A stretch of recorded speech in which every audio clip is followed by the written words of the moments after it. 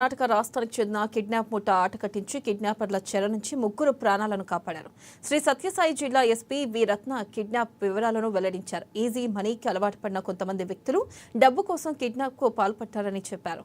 మడకశిర నియోజకవర్గం గుండుమలకు చెందిన అదృష్ట భైరవిని గుడి నిర్మిస్తున్న మనోహర్ కు మహిమలతో డబ్బు అధికంగా ఉందని భావించిన కిడ్నాపర్లు అతనితో పాటు మరో ఇద్దరు వ్యక్తులను కర్ణాటక రాష్ట్రానికి చెందిన 7 ముఠా సభ్యులు కిడ్నాప్ చేశారన్నారు. ఇక తుపాకులతో బెదిరించి వారి వద్ద నుంచి 11 లక్షల రూపాయల నగదు దోచుకున్నారు.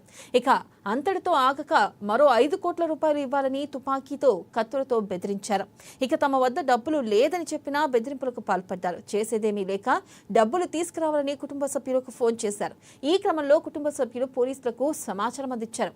అత్యంత చాకచక్యంగా వ్యవహరించి పోలీసులు కిడ్నాప్ ముఠా ఆట కట్టించారు. ప్రజలు సైతం అప్రమత్తంగా వ్యవహరించి అనుమానిత వ్యక్తులకు సమాచారం పోలీసులకు అందించి సైబర్ నేరాలకు పట్ల అవగాహన కలిగి ఉండాలని ఆమె సూచించారు.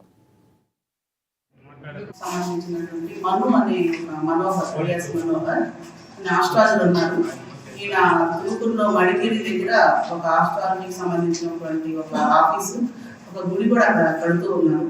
ఈయన ఫ్రీక్వెంట్ గా టీవీ ఛానల్స్ లో కూడా ఆస్ట్రాలజీకి సంబంధించి విషయాలు చెప్తూ ఉంటారు, టీవీ 5 అవర్స్ లో.